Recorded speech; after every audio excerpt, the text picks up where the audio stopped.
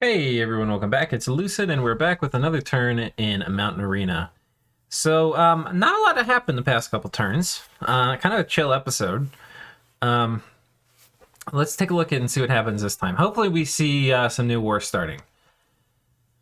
Rip Vanheim's Mobile Arby. I'm very sad I didn't successfully pick up their Staff of Elemental Mastery. I have my own, but it'd be very nice to have two. I feel silly for casting Serpent's Blessing after relief. It was just haziness. I lost some valuable mages. Okay, we didn't look at the battle closely enough to look at why he lost this. He lost like a Sun Priest or whatever, and yeah, it'd be nice if Serpent's Blessing cleared up to 5 points amount of existing poison when cast to make the order that one casts not so critical. Eh. Classic messing up and blaming it on the devs. I'm a little sad when Vanheim is now truly dead, and that I don't have the tools to kill Agartha's pretender in neutral dominion. So if Agartha tries to push for Vanheim's lands, I might need to run away for a few turns to research Construction 7, which I'd rather defer for 5 to 10 turns. I'll also need to fight Yomi, but Weapons of Sharpness seems unimportant versus Lanka and Tianchi. I think I can trust Agartha to leave me alone, though. The plus side is that when Vanheim dies, I'll get the benefits of their positive scales, which might give me enough money to buy the infrastructure I still need. So what he means is when Vanheim dies, all Vanheim's dominion is going to go away, but that's not going to change the scales of the land. And when you have neutral scales, when there's no candles at all there, you will benefit from the positive scales that somebody has. So if they have like growth 3, you'll get the full benefit if it's neutral. The second it goes to enemy dominion, you only are affected by negative scales. But like neutral scales are still going to be better than Micklin, so they might not mind having enemy candles that are like, good dominion in their land, but they would rather have the good dominion like change the scales and then disappear. And that way they're not stuck with like neutral, they're stuck with like good. I don't know if I've explained that well, but that's how it works. I'll get the benefits of, which might give me enough money to buy the infrastructure I still need. I won the Merc bid for Helmet Sappers, which lets me upgrade my fort at the Conjuration discount site from a giant palisade to a giant fortress, adding a layer of safety for it. Cool. My research priority now is alteration. I hit 6 this turn. I'll reach 7 and 2 more at the current pace. There's some good stuff there. Fog Warriors, Doom for battlefield spells, plus Creeping Doom and Curse of the Frog Prince for my Nature 2s. But a big goal of Alteration 8 is Will of Fates and Quickening. I think with these tools, my Sacred might be able to dominate Lankas in a straight fight, which would let me march on the Crystal Throne directly. While I think Tianchi will have a decisive advantage against me, if I have access to those spells, if they have access to those spells and I don't. Yeah, I kind of want to take a look at score graphs, see how their research is shaping up. Hello, Lucid. First message in a long time. Unfortunately, that's because I've had a long time since anything of note happened. I've been stagnating again, and I'm finding this is my reoccurring problem. However, there have been swings in the political sphere. Agartha has decided to put his lot in with Micklin and is bidding on being able to eat portions of Lanka. Ooh, spicy. I think Micklin is the bigger threat, so I'm therefore going to attempt to grow by eating Agartha. Okay, so this is what TNN is kind of acting as here, because TNN hasn't fought Micklin. But TNN is kind of acting like the coalition whip, which is a term that means basically whoever starts breaking out of the coalition, this guy's going to come down on. So he may not even be in the coalition, but he is in charge of kind of like, he won't let you leave the religious cult, basically. I still think Micklin is the bigger threat, so I'm therefore going to attempt to grow by eating Agartha. I'm honestly doubtful of whether this can work. But I have little choice in the matter. I either sit here and do nothing for the rest of the game, or I try something and it either works or I die. The second option sounds a lot more fun. Sergeant Flintlock. Cool. Well, I'm glad he's making moves. Yeah. I mean, I think he kind of either has to do that or attack Lanka. I think the problem if TNN goes on Lanka is that if TNN goes on Lanka, Lanka right now is the force countering Mictlan, right? And so Agartha teaming up with Mictlan to fight Lanka, like that could this move by TNN actually makes a lot of sense because if he sided with Agartha and they just split Lanka, Lanka would probably fall, but Mictlan would probably. I mean, let's take a look. What would actually happen? I mean, Mictlan has a pretty good chance with this army to come over here and tank Machaka. But TNN, if they attacked, would push through. I don't know. It's possible. Well, then what would happen? So if TNN comes through and cuts off Mictlan and says they're going to get the Machaka region, then this Mictlan army becomes free. Where would it go? It could come over here. Maybe that would actually put pressure on Tianchi. Yeah, it's hard to think through the implications of all these things, but I think what would happen is if TNN did the opposite, then it would be basically Lanka against Tianchi. Not Lanka, Mictlan against Tianchi. Lanka would be destroyed, and then the future game state would be maybe TNN and Agartha and Yomi against Mictlan. I don't know. I think he could have done either thing. I don't think it actually would have been a horrible idea to stab Mictlan. I mean, to stab Lanka. On one hand, they're the people fighting the big scary Mictlan.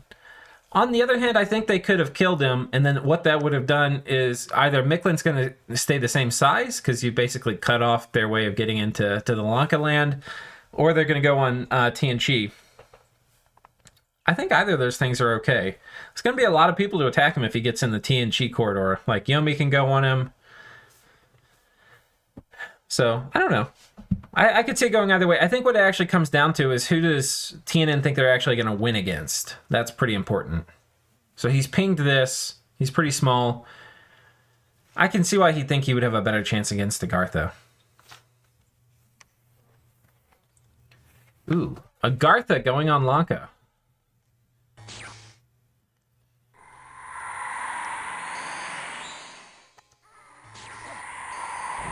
Ooh, getting some of the mages.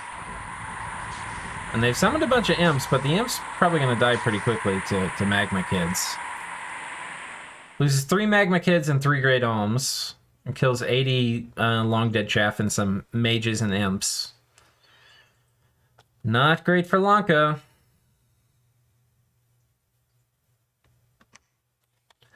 And he's storming this this fort here with Vanheim.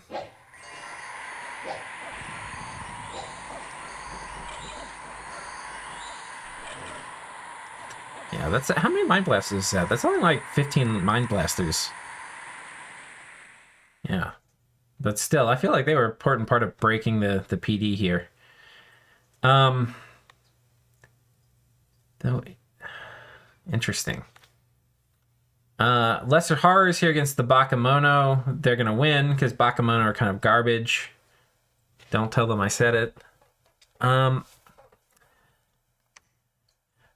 Mictlan pinging Tianchi. Ooh. Lanka moving out a medium commitment stack here to where Mictlan had a low commitment stack. The Birds Land killed the mage so they can't get the rest of the blesses off, and you do not want to be surrounded by these demons. I mean, quickness, a bunch of strength, they will tear you up real fast. So he lost some Blackhawks, but killed a Nwali, a priest, and 7 Jags. Not bad. So I feel like the ice is kind of starting to break off the car. I don't know if that's the right analogy, but like things are starting to move.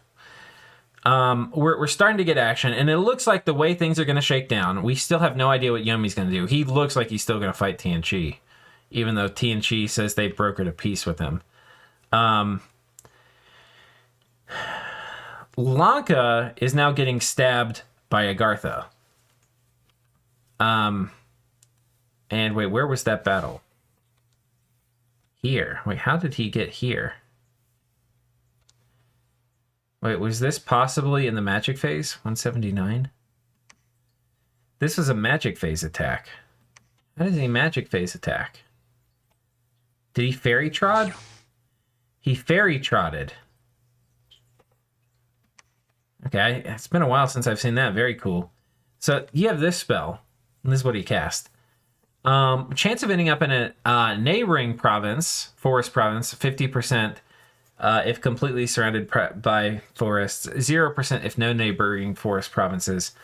Will never cross a water boundary.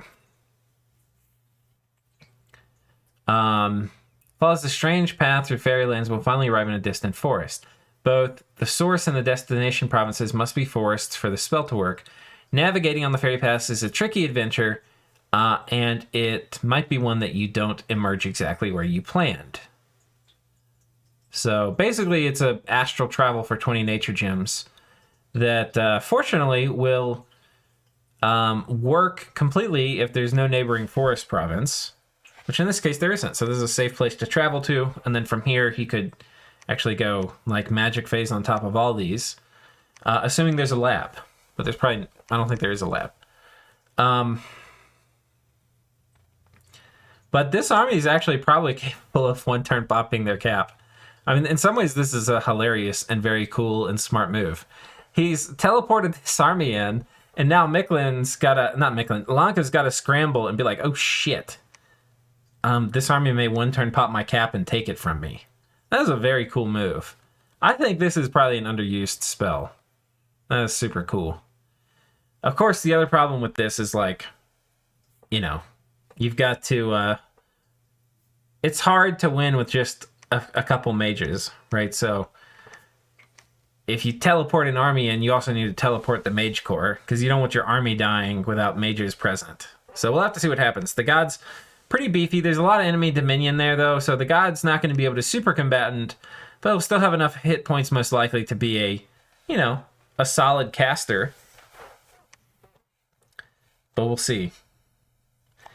Interesting start. Now, what else does he have? He's got these two armies, which are going to be bearing down on this fort. Lanka doesn't have fire resistance either. And Lanka traditionally gets some fire malices here, too. I think maybe it's on their higher tier stuff. But bunch of magma kids. And, you know, Lanka has nature magic, so like maybe they cast mass protection or something. I mean, yikes. Yeah, I think it's on their summons that have fire weakness. And these armies come together. I think Lanka's potentially looking at a pretty bad ride. I don't think they have enough up here. I don't think this is enough. Especially if Agartha... We don't know what Agartha's tech is, but if Agartha has some basic tech, like especially just like mass protection or something, I'm pretty sure he's going to roll this forward. But who knows? I mean, maybe there's Wailing Winds or some other things Lanka can pull out to clutch it.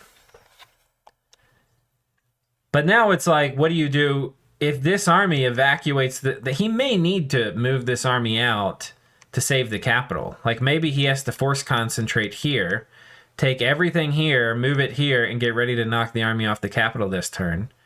But doing that, he's basically going to sacrifice this fort to Agartha. So there's kind of some interesting dynamics at play here. And then coming down and looking at TNN is going to go on Agartha. We can't really see too much. Some devils, some Furblog druids, probably a bunch of hidden elves around here. This is not looking good for Agartha on this front, because Agartha has some stuff here. But TNN's been building up for a lot of turns. Presumably, he's going to have the gems and the research and the troops that he can take this. So this is going to be looking like it might be a weird bloodbath where you have Agartha winning against Lanka, but TNN winning against Agartha. Which can make for it's a very unstable diplomatic situation. Somebody's going to peace out and turn on the other person.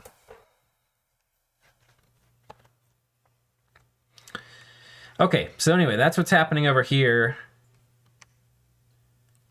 Agartha is basically peaceful with Mictlan. As soon as Mictlan gets wind that this war has started between Agartha, Lanka, and TNN, that's going to start freeing him up to potentially go on somebody else, you know? But also, I think probably before that, it'll probably give him some courage to go over here and try to push and take this. Like, I feel like Lanka is probably going to negotiate a peace with Mictlan that may involve him giving up some of this stuff. The Lanka certainly doesn't want to. I feel like they might. I mean, the only thing, though, is I don't know if this army can get back here in time to do much about this. So we'll have to see.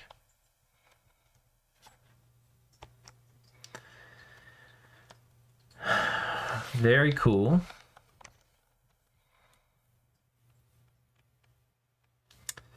Okay. I think that's it for this turn. Let's go ahead and go to the next turn. This is turn 56, so I'll see you on turn 57. All right, we've got turn 57 for you. Message from Mictlan. Since you may have missed it last turn, TNN lost a couple elves trying to sneak past my main army on their way to deep raid Agartha, supposedly.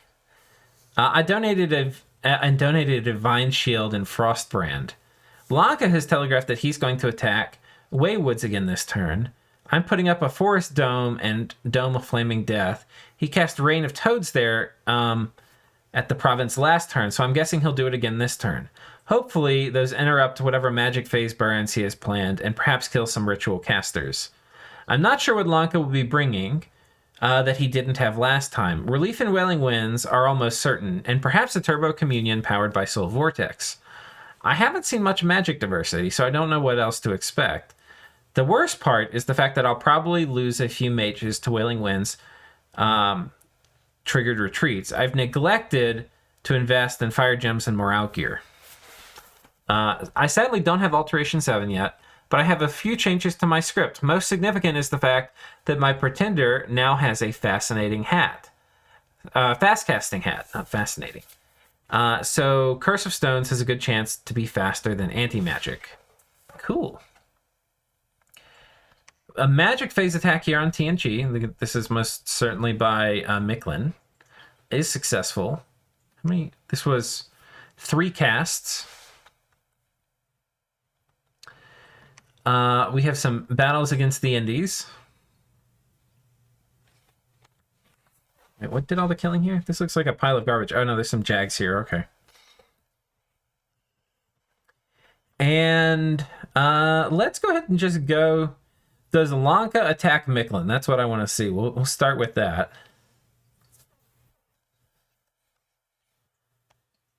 So he's pinging this Mictlan army, and Mictlan is writing out, there's no way Lanka's going to want to fight this. If Lanka looks at this army and says, oh yeah, let's fight this. Like, there's just no way. It's not going to happen. You'd have to be on drugs. I think that this is the spot, though. I think he was... Oh, my God. Look how scary this army is. 400 dudes, and there's not a lot of garbage in here. There's not a lot of garbage. This is mostly high-quality stuff. 400. Oh, my God. I don't think you want to fight this. Especially with how well Mictlan's playing. Like, even if you win, at what cost? Is it a cost you can afford? But he did waste a ton of mage turns. So. Otherwise, no action over here. This was this Sin Lesser Horror raid over here. We can see this is where... Oh, wait. Saramatia. Oh, wait, no. Mictlan's on 3 caps. For some reason, I was thinking he was only really at 2. Yeah. Yeah, he and Yomi are at 3. So,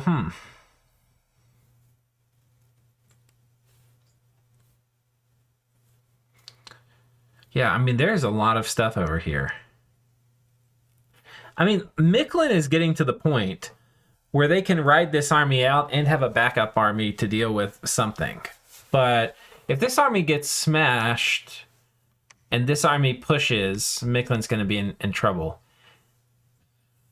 Yeah. I mean, even if Lanka loses this army but kills 90% of this army, that could spell the end of Miklin.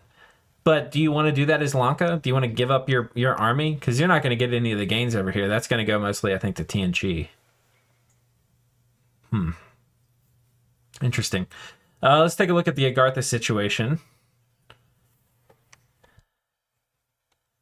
Okay, so Agartha has... Lanka has attacked here with a small raiding force.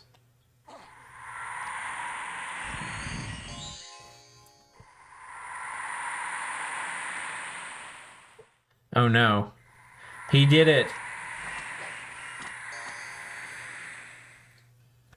Regeneration is not enough when you start...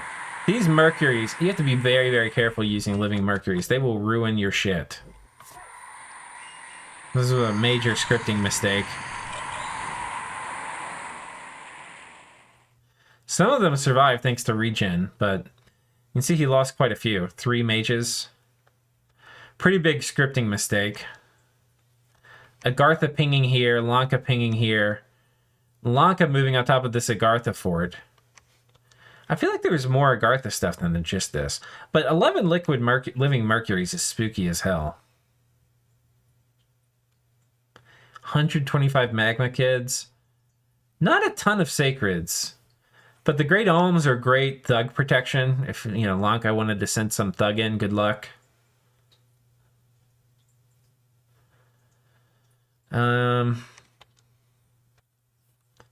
This looked like a lot more troops in the previous turn. How many? It's 200? I mean, this actually is going to be a good fight. I was thinking, like, okay, these guys are going to stomp them. It depends what magic these guys have. Let's see what the mages from Agartha had.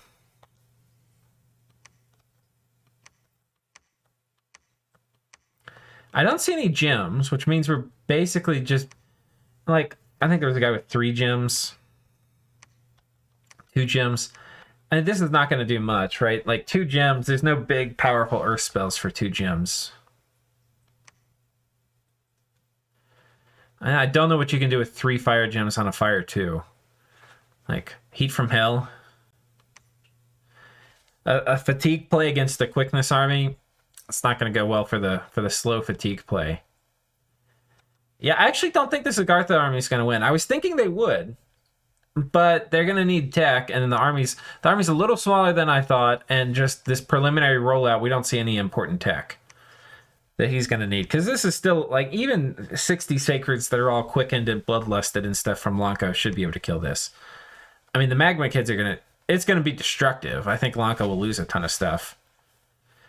And then the interesting play... So Lanka, I like this. Doing small, low-commitment raids. You know, this easily could have died. And Agartha chickening out and not going on the capital. Coming over here. I think you go on the capital. Put some real pressure on. Make him pull this army back. I mean, the thing is, though, we have far more complete vision than Agartha has, right? So Agartha might not know how much could force concentrate on the cap. Right, and almost certainly we can see there's a bunch of Dakinis here, the Oracle. These were probably all patrolling. He didn't do a PD dump, though. I think Agartha would have been able to take the cap. Not knowing a bunch. You know, there's certain things that would be scary, like life for life against the god in high dominion. Like high Lanka dominion, so the god doesn't have a ton of HP. You know, he could just potentially blow the god up. I don't think that tech is out yet. I don't think it'll be out for a while. So, I think that was a missed opportunity. But nevertheless, the army's still alive. And while it would be great to pin down the cap and cause even more chaos, it's still causing chaos in the back lines, because wherever it goes, it's going to kill whatever's here. Sadly, nothing was here. But it looks like it's kind of being relegated now to like some kind of deep raiding. You know, like, and also there's more stuff. Like, if he goes on the capital now, all of these things can go on it. So I don't know. I mean, he's only got 3 moves, really, because he can't cross a river with magma kids. So he's got 3 moves. Lanka can pick and force concentrate there and have a decent shot at killing this. And then that would take the god out. But he could also just not defend any of them and just let this Agartha army with god control one random province and just be okay with that. Now, on the flip side for Agartha, they're supposed to be getting attacked by TNM, but we don't see any action. We do see a lot of elves here, though. So they've come out of stealth. They're just glamored, so Agartha probably can't see them. But with our Spirit Sight Scouts, we can. So I think we're going to see action next turn. And I think that's about it for that. Yomi... so TNG thought they negotiated something with Yomi. Doesn't look like that's the case.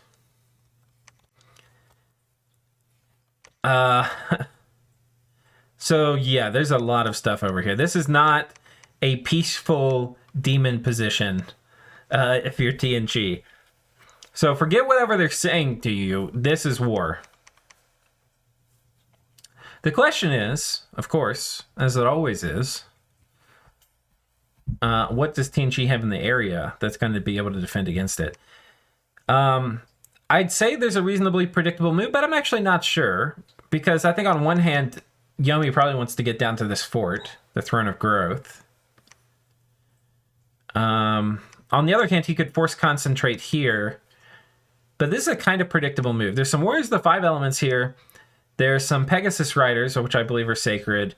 There's some of these guys which are sacred. So possibly he could get, 20, like probably 60 sacreds here with a decent amount of mage support. And if he does, it's possible he could win this battle. That's probably what I would do as TNG, is look to force concentrate here and win a battle, not let these guys get a jump on you. There's not a lot of mages over here. Yeah. But we'll have to see what they actually do.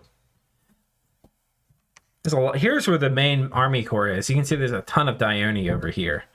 When this army gets here, it's business. So I definitely try to take... I mean, the Dione could probably move here. I don't know how fast their movement is, but they could probably get there in reasonably short order. So we'll have to see. I think you don't want to give up the initiative and lose this province, though. It's too predictable of a move from Yomi. I think if you're TNG, you have to throw everything down here. But, like I said, there could be a big fight if these Dione have, Boots of the Messenger. They have mountain survival, so they can move through these highlands. But I can never remember which ones of these cause movement penalties. Highlands hinders movement. So, yeah, I think they have mountain survival, though. They can probably... all the Dione can probably show up here. So in some ways, this actually makes it an even more spooky move from Yomi. Because they've moved here. They've taken these armies mostly with, garbage. They haven't shown their hand yet, right? Their hand is all these Dione who are in movement range of this. So what I actually expect to see, given I have full vision, is that we're going to see Yomi move everything here with a ton of Dione next turn. The thing is if you're only prepared for these 2 armies moving, so just basically a bunch of garbage showing up, you would get stomped because he's going to bring in also a ton of Dione.